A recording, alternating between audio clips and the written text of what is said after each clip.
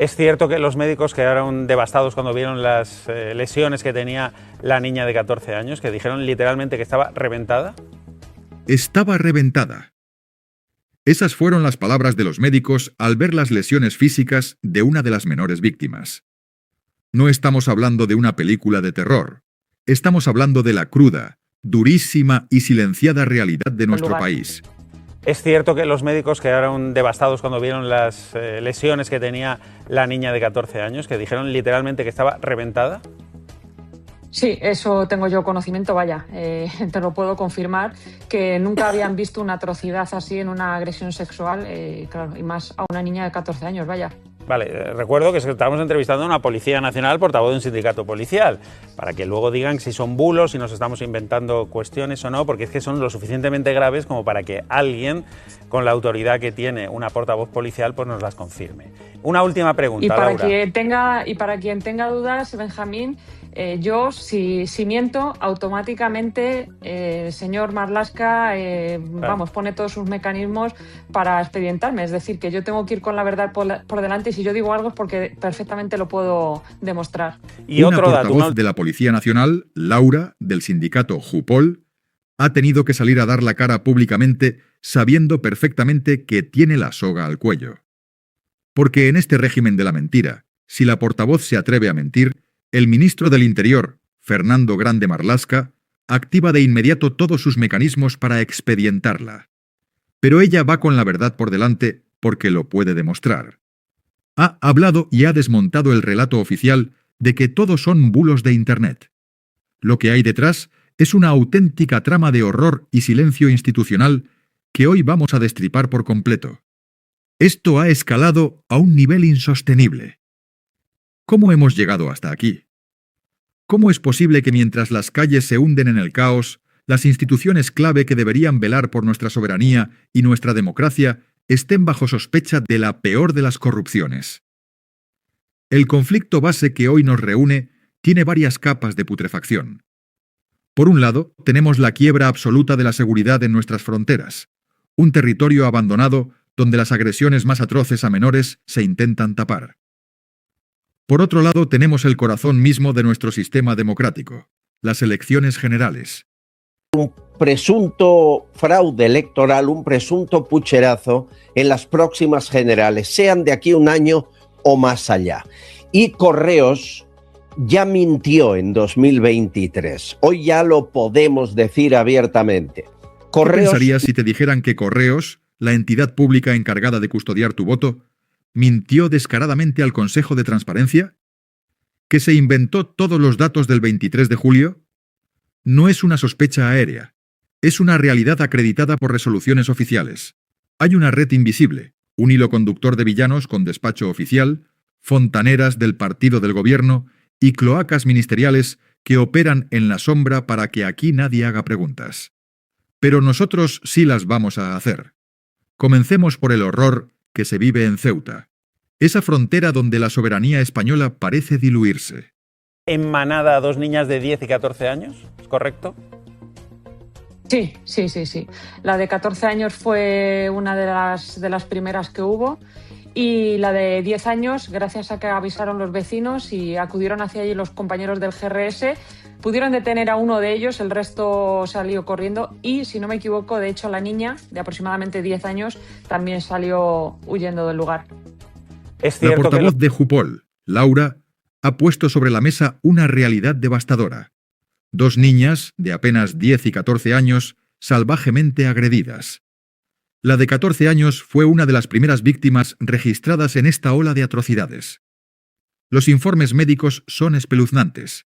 El personal sanitario quedó completamente devastado al examinar su cuerpo.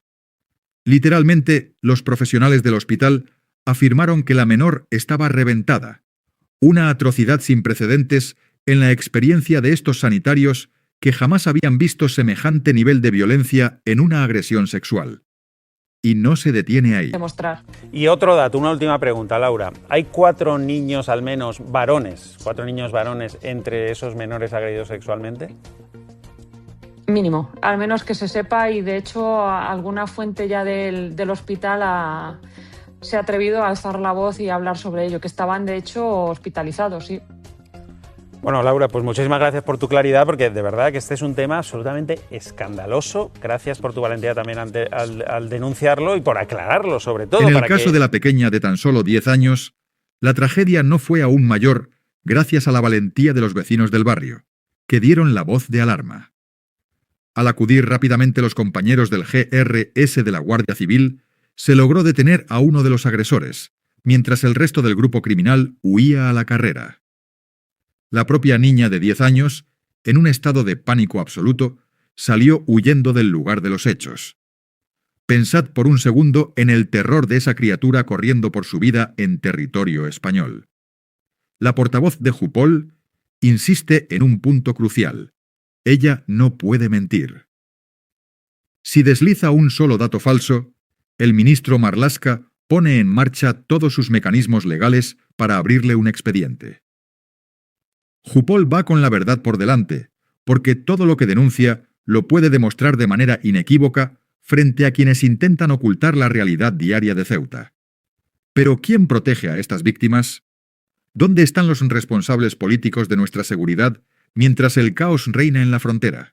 Y bajo el conocimiento de las autoridades españolas, que al menos las fronterizas son advertidas de esas visitas. Hay una Aquí es donde la trama se vuelve verdaderamente obscena y humillante para cualquier español con un mínimo de dignidad.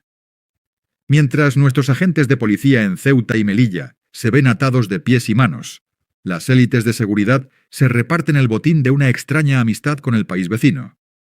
Resulta que el jefe del espionaje marroquí, el mismísimo hombre que ordenó la instalación del programa Pegasus, veranea plácidamente en Marbella.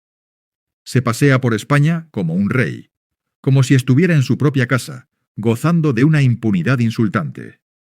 Al mismo tiempo, el director general de la Policía Nacional de España, Francisco Pardo, disfruta de sus vacaciones en Asila, Marruecos. Un intercambio de cortesías que produce escalofríos. Los mandos de seguridad se cruzan de vacaciones en una danza de favores cruzados, mientras en las calles de Ceuta nuestras niñas sufren terribles agresiones. Visitas. Hay una constante relación entre los equipos de seguridad de la frontera en Ceuta y Melilla, de Marruecos y de España. Se conocen muy bien algunos desde hace años. A pesar de que seamos países enemigos y fronterizos, los equipos de seguridad se llevan muy bien. No olviden, el jefe del espionaje marroquí, Tamouchi, el que ordenó instalar el Pegasus, veranea en Marbella como un rey, está como en casa. Y el jefe director general de la Policía Nacional Española, Francisco Pardo, en Asila, en Marruecos. Como ven, aquí no pasa nada. Que hay que colaborar, se colabora. Y esta cuando asimetría soberana roza la traición. El mismísimo rey de Marruecos cruza la frontera de Ceuta libremente, cada vez que le da la gana. Va a nuestro territorio a jugar miles de euros en el casino, y todo ello bajo el absoluto conocimiento de las autoridades españolas, que son advertidas previamente. Los equipos de seguridad fronteriza de España y Marruecos, que se conocen desde hace años, se coordinan para que el monarca alauita cruce sin contratiempos y se ocupan de que absolutamente nada le suceda durante su noche de juego. Es de locos. Al rey extranjero se le prepara la alfombra roja y la máxima seguridad para que juegue sus miles de euros en el casino de Ceuta. En cambio, a nuestro propio rey, al rey de España, no se le permite ni hablar de Ceuta. No se le permite pisar el territorio nacional que representa por miedo a ofender a los señores feudales del otro lado de la frontera. Un auténtico insulto a nuestra soberanía nacional. Colabora. Y cuando el rey de Marruecos cruza la frontera para lo que le dé la gana, por ejemplo, ir al casino y jugar unos miles de euros, pues saben que va a pasar y se ocupan de que nada le suceda. Curioso, ¿verdad? Que al nuestro no le dejen ni hablar de Ceuta. Pero no solo por tierra, también por mar. Mira. Pero ¿cómo se sostiene este gobierno si la indignación social es tan evidente? ¿Cómo es posible que Pedro Sánchez siga gobernando tras el polémico 23J? Abiertamente. Correos mintió en los datos que dio al Consejo de Transparencia, dio información falsa sobre los votos del 23 de julio. Hoy sabemos casi todo. Gabriel Araujo, perito informático y luchador contra este fraude desde hace años. Bienvenido. ¿Qué tal? Un saludo a todos los confidenciales, Albert.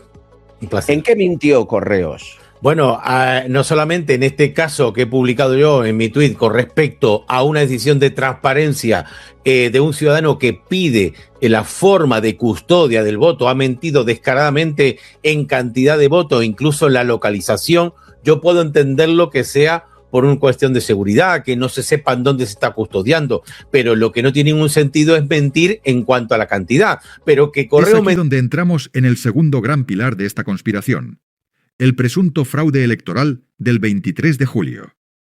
Correos mintió. Y ya no es una suposición. Hoy lo podemos decir abiertamente y con pruebas en la mano. El perito informático Gabriel Araujo lleva años luchando contra el fraude y ha destapado el pastel. Correos mintió de forma descarada y sistemática al Consejo de Transparencia, facilitando datos falsos sobre los votos de las últimas elecciones generales.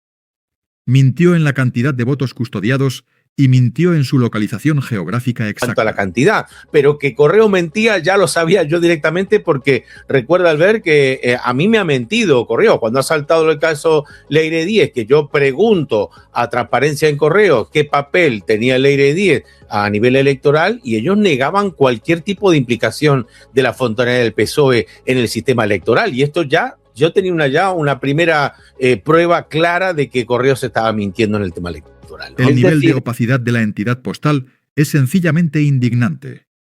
Cuando un ciudadano comprometido con la limpieza democrática acudió a Transparencia para solicitar información sobre la custodia de los votos, preguntando cuántos votos se custodiaban, en qué lugares exactos y qué medidas de seguridad protegían cada papeleta, Correos se negó en rotundo a dar la información real.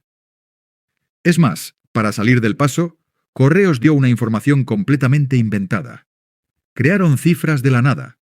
Fingieron protocolos inexistentes. El peritaje informático ya sospechaba de estas maniobras de ocultación desde hace tiempo, especialmente tras el polémico caso de Leire Díez, bautizada como la fontanera del PSOE.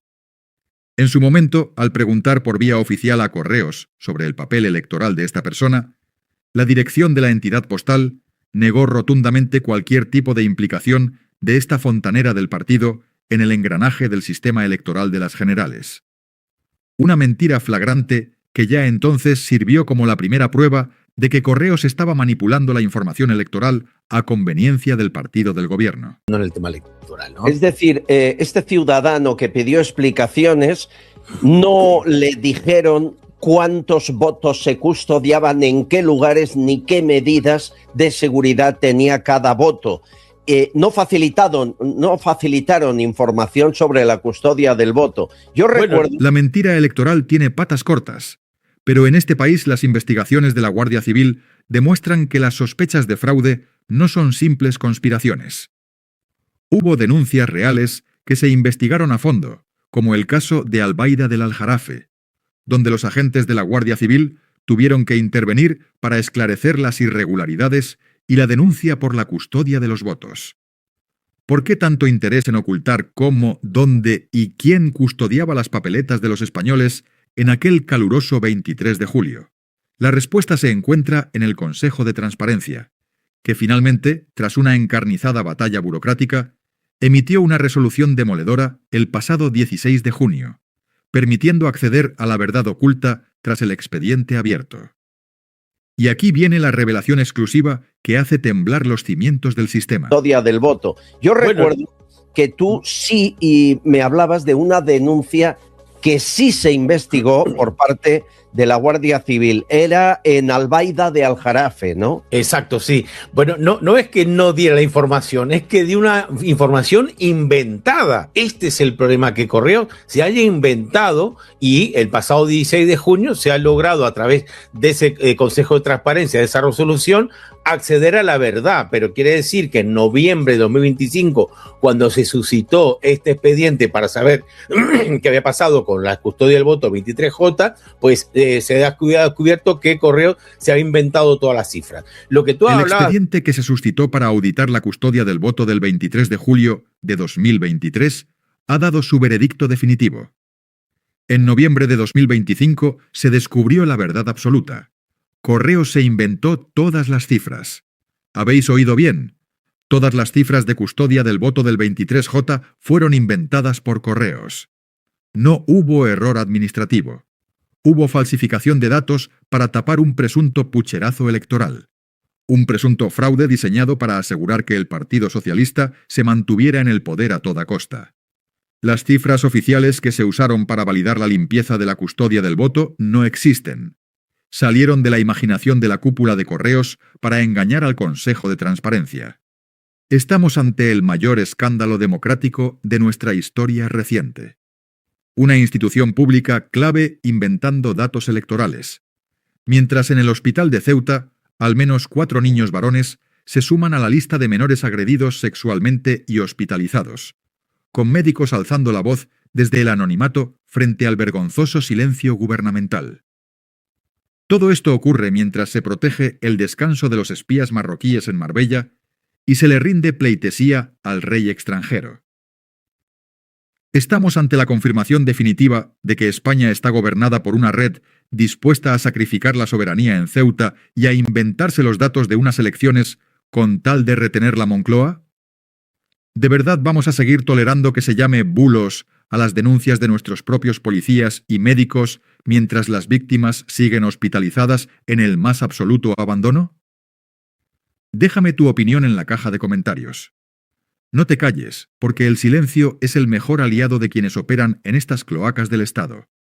Suscríbete, dale a la campanita para que no te silencien, comparte este vídeo con todo el mundo y nos vemos en la próxima entrega de La Verdad sin filtros. Un saludo y manteneos firmes.